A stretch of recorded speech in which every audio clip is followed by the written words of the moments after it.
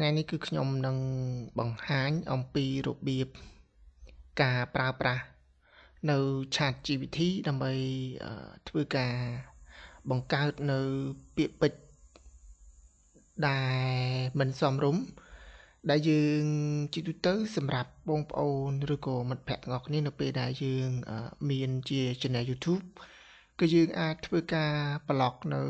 ពាក្យពេចន៍ដែលមិនសមរម្យមានជាភាសាអង់គ្លេសហើយនិងជាភាសាខ្មែរបាទអញ្ចឹងបើសិនជាករណីយើងពិបាកនៅក្នុងការស្វែងរកនៅពាក្យពេចន៍ដើម្បីធ្វើការ block នៅក្នុង Channel YouTube របស់យើងដើម្បីការពារកុំឲ្យអ្នកទស្សនាគាត់ធ្វើការ comment នៅលើវីដេអូរបស់យើងដោយសារករណីតាក់ទងនឹងការ comment ពាក្យពេចន៍មិនល្អឬក៏ការ copy link ដែលគាត់អាចផ្ញើតាមរយៈការ comment ដែលធ្វើឲ្យ Channel YouTube របស់យើងមិនធ្វើការ reach ទៅ reach ក៏ដូចជាធ្វើឲ្យ spam នៅ Channel របស់យើងផ្ទាល់តែម្ដងបាទអញ្ចឹងគឺជាដំបូងខ្ញុំធ្វើការបើកនៅ Channel YouTube របស់ខ្ញុំបាទអញ្ចឹងនៅត្រង់ចំណុចកន្លែងនេះគឺយើងត្រូវធ្វើការចុចនៅត្រង់កន្លែងពាក្យ setting បាទអញ្ចឹងនៅត្រង់ចំណុចកន្លែងនេះគឺយើងចុច community moderation បាទអញ្ចឹងនៅត្រង់ចំណុចកន្លែងអ្វីដែលនៅក្នុង Channel YouTube របស់ខ្ញុំនេះគឺខ្ញុំបានធ្វើការ block word បាទអញ្ចឹងមានពាក្យពេចន៍ជាភាសាអង់គ្លេសហើយនិងជាភាសាខ្មែរហើយមួយវិញទៀតតើតើនឹង link text បាទអញ្ចឹងតើតើនឹង link text បើសិនជាករណីបងប្អូនធ្វើការអត់ tick ទៅលើកន្លែង how comment with hashtag and URL and for review បាទអញ្ចឹងនៅត្រង់ចំណុចកន្លែងនេះសូមបងប្អូនដែលគាត់មានជា channel គួរតែធ្វើការបើកនៅ text នៅត្រង់ចំណុចកន្លែងនេះដើម្បីនៅពេលដែលអ្នកទស្សនានៅវីដេអូរបស់យើងបើសិនជាករណីបុគ្គលម្នាក់នោះគាត់មានបំណងអាក្រក់ដូចជា copy link ឬក៏ធ្វើការផ្ញើចូលទៅក្នុងវីដេអូ comment នៃវីដេអូរបស់យើងវានឹងធ្វើការចាប់ទៅលើ link ដែលបុគ្គលម្នាក់នោះបានធ្វើការផ្ញើមកអញ្ចឹងវាមានអត្ថប្រយោជន៍ល្អសម្រាប់បងប្អូនក៏ដូចជាមិត្តភ័ក្តិទាំងអស់គ្នាតែថ្ងៃនេះគឺខ្ញុំសូមមកប្រើប្រាស់នៅ ChatGPT ដើម្បីធ្វើការជួយឲ្យធ្វើការស្វែងរកក៏ដូចជាការ generate នៅពាក្យពេចន៍ដែលមិនសមរម្យជាភាសាខ្មែរហើយនិងជាភាសាអង់គ្លេសបាទអញ្ចឹងនៅត្រង់ចំណុចកន្លែងនេះបងប្អូនត្រូវមានជា ChatGPT មួយដែលខ្ញុំបានធ្វើការបង្កើត account រួចរាល់ហើយបាទអញ្ចឹងសម្រាប់ ChatGPT បងប្អូនអាចធ្វើការសរសេរជាភាសាខ្មែរក៏បានដែរដោយសារ ChatGPT ឥឡូវអាចយើងសរសេរជាភាសាខ្មែរChatGPT ក៏បានធ្វើការបង្ហាញតាក់ទងនឹងអ្វីដែលយើងចង់បានបាទអញ្ចឹងនៅត្រង់ចំណុចកន្លែងនេះគឺខ្ញុំសូមដាក់សូមបង្កើតពាក្យពេចន៍ពាក្យមិនសមរម្យ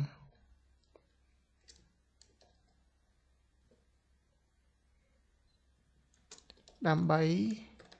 ធ្វើការ block word ខ្ញុំដាក់ពាក្យ block ចុះ block word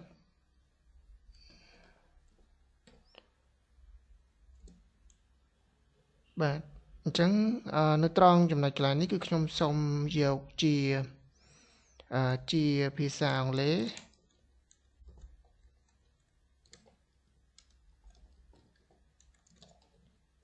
ខ្ញុំដាក់នឹងខ្មែរបាទខ្ញុំធ្វើការ enter បាទអញ្ចឹងនៅត្រង់ចំណុចកន្លែងនេះសម្រាប់ ChatGPT កំពុងតែធ្វើការបង្កើតនៅពាក្យពេចន៍ដែលមិនសមរម្យដើម្បីអាចឲ្យយើងធ្វើការ copy យកទៅដាក់នៅក្នុង Channel YouTube របស់យើង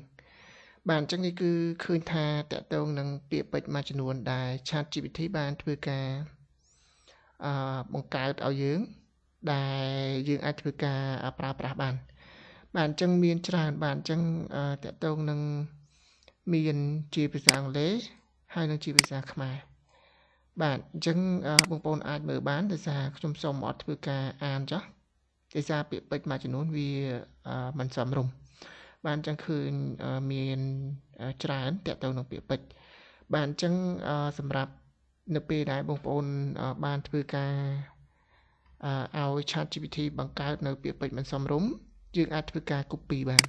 បាទអញ្ចឹងនៅត្រង់ចំណុចកន្លែងនេះគឺយើងធ្វើការ copy បន្ទាប់មកទៀតខ្ញុំទៅដាក់នៅក្នុង channel របស់ខ្ញុំដែលនៅត្រង់កន្លែងពាក្យ block word បាទអញ្ចឹងគឺបានធ្វើការ copy រួចរាល់ហើយបន្ទាប់មកទៀតយើងត្រូវយកពាក្យពេចន៍ណាទៀតដែលយើងចង់ធ្វើការដាក់បាទអញ្ចឹងនេះគឺមានច្រើនគឺខ្ញុំសូមធ្វើការដាក់នៅជាភាសាអង់គ្លេសមុនបន្ទាប់មកទៀតចាំខ្ញុំដាក់នឹងភាសាខ្មែរ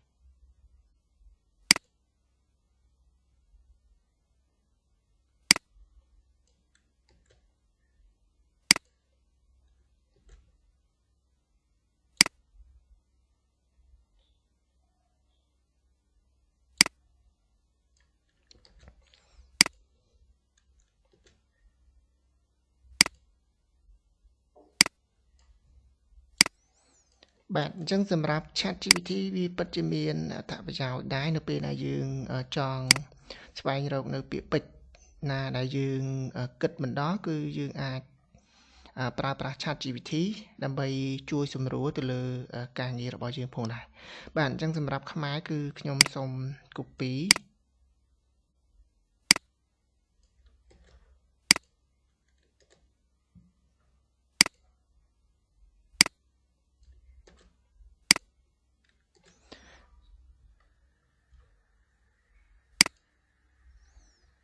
បាទអញ្ចឹងសម្រាប់ពាក្យពេចន៍ភាសាខ្មែរគឺមានច្រើនតទៅទៀតអញ្ចឹងដោយសារកុំឲ្យវីដេអូរបស់ខ្ញុំវែងគឺខ្ញុំសូមធ្វើការប្រើប្រាស់ពាក្យពេចន៍ដែលខ្ញុំបានធ្វើការ copy ប៉ុណ្ណេះចុះបាទអញ្ចឹងបន្តមកទៀតនៅត្រង់កន្លែង link text ដូចដែលខ្ញុំបានធ្វើការនិយាយពីមុនតើតើនឹងកន្លែងនេះគឺសូមឲ្យបងប្អូនធ្វើការបិទដើម្បីវាជួយឲ្យ channel YouTube របស់យើងនៅពេលដែលមានជនអនាមិកណាដែលគាត់បានធ្វើការទស្សនានៅវីដេអូរបស់យើងគាត់អាចធ្វើការផ្ញើជា link អាភាសដើម្បីចូលទៅក្នុងវីដេអូដែលយើងបានធ្វើការបង្ហោះចូលទៅក្នុង channel YouTube របស់យើងបាទអញ្ចឹង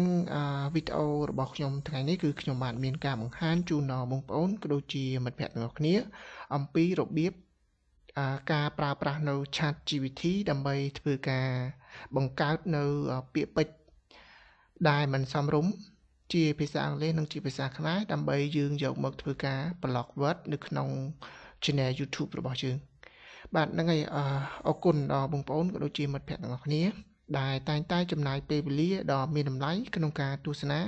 នៃវីដេអូរបស់ខ្ញុំបានតាំងពីដើមរហូតដល់ចប់ជួបគ្នានៅវីដេអូក្រោយអរគុណច្រើនជម្រាបលាបាយបាយ